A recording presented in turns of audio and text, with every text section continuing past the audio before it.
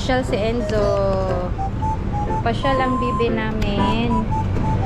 Church si Enzo. Kita yung basura dito.